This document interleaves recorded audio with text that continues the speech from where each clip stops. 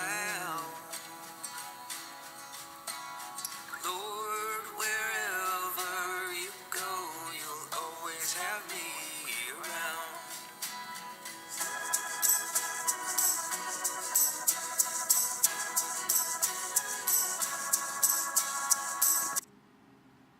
All right, that's enough of that organ.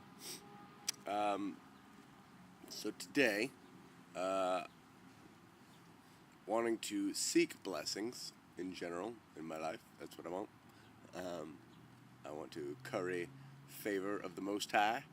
So, I was looking at some of the specific blessings he said, and I guess today and from now on, I also want to seek to, I think when I'm like, and I sort of talked about this yesterday, I want to seek to like understand sort of beyond understanding. You know what I mean? I want to understand in a deeper sense than just intellectually or, okay, here's the, what is this? Give me the real deal, you know? The yes or no answer. But I wanna understand in my body. You know, I want my body to understand. I want my heart to understand. I want my soul to understand things that I'm seeking, as opposed to just like, oh, okay, oh, I get it. Okay, I get it. I can do this. I can't do this. I should do this, and that'll help me do this. Kind of, I guess I've been talking the whole time too, and finding the joy in doing, and the doing in itself, or even the ability to do, sometimes is its own result. So anyway, so I was focusing on some blessings that Jesus talked about specifically, and it's funny, even just reading them this morning, I already seen them in a new light. So I'm just going to read them. So this is like after he'd started his public ministry and had gone out and healed some folks and spoke to a lot of people, and people had started following him. Like there was like a whole parade of people, I imagine, just like whenever he would camp down, they would all like, you know, lay out their little tents and stuff and like hang out, I guess. It sounds like they were following him around a while, not just like throughout the day. Which is really kind of an interesting scene that I never quite thought about, of like the whole, you know, maybe 1,000-strong retinue following around Jesus and just like camping out and going, wow, I wonder what he's going to talk about tomorrow. What's he doing tomorrow? You know, maybe making a little fire, chasing their kids around, baking some bread. Anyway, so he was up someday and he noticed that there was quite a few people hanging out. So he went up to some high place, a mountain it says, and then sat down. I always find that interesting that teachers traditionally, you know, are pictured seated throughout, you know, various world religions or spiritual study. I think our whole invention is very antsy. The whole oratorial timber. You know, our pastors and our teachers now, you know, is very much walking. There's a podium. There's PowerPoint. Anyway, he didn't have all that, so he sat down and he talked. And people gathered around him, probably in a circular sense, so then everyone could be as close as they possibly could. Hopefully everyone sat down as well. All the better to hear, and all the better to not block out somebody else's view. Anyway, so he said this. New King James Version, anyway. He didn't say it in English. Tool time. Blessed are the poor in spirit, for theirs is the kingdom of heaven. Blessed are those who mourn, for they will be comforted. Blessed are the meek, for they shall inherit the earth. Blessed are those who hunger and thirst for righteousness, for they shall be filled. Blessed are the merciful, for they shall obtain mercy. Blessed are the pure in heart, for they shall see God. Blessed are the peacemakers, for they shall be called sons of God. Blessed are those who are persecuted for righteousness' sake, for theirs is the kingdom of heaven. Oh, seriously? You know, it's been one of those mornings trying to do this, that everything I try to do, I feel like this must be an important one, because wherever I go, Things are falling down. I tried to set the computer up. It was kept tipping over. Didn't fall, but I grabbed it. Yeah, it's just been a whole bunch of hullabaloo.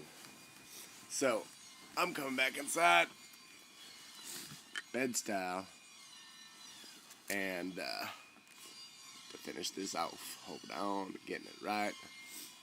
Oh, you can still hear that, can't you? Alright, whatever. Blessed are you when they revile and persecute you and say all kinds of evil against you falsely for my sake. Rejoice and be exceedingly glad, for great is your reward in heaven, for so they persecuted the prophets who were there before you. And then he says two other things, which I'll just read, because here it is. You are the salt of the earth. But if the salt loses its flavor, how shall it be seasoned? It is then good for nothing but to be thrown out and trampled underfoot by men. There's another one. See, again, Jesus liked to make jokes. I mean, not that he wasn't being serious, but you're the salt of the earth. They're like, oh, what is that? Okay, yeah, sure. Salt primarily back then was a preservative more than a seasoner. And then in general, that we're supposed to be the salt of the earth. We're supposed to be those who slow decay, because all things in nature tend towards entropy and chaos, and all things behaviorally sort of tend in the same way towards selfishness and greed and empire building. USA, I'm talking to you, and all sorts of depraved selfishness, but then it's funny that he's like, but if the salt, like if you lose your saltiness, man, if you become nothing, if you get washed out and just, if you lose it, man, if you don't hold tight, then what use are you, really? Then you're salt without flavor. Or then you're the meat that's dying. I mean, when we are meat that is dying, interesting enough. Oh, man, I don't... See, this is how rich you can get if you have fun with it. But anyway, I just think it's funny that he's like, whoa, you'd be thrown out and trampled underfoot. Maybe that's only just funny to me. You are the light of the world. A city that is set on a hill cannot be hidden.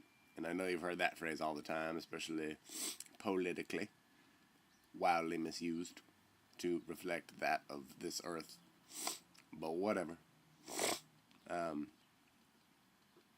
said it too? Some old early American fella used it, and then since then it's been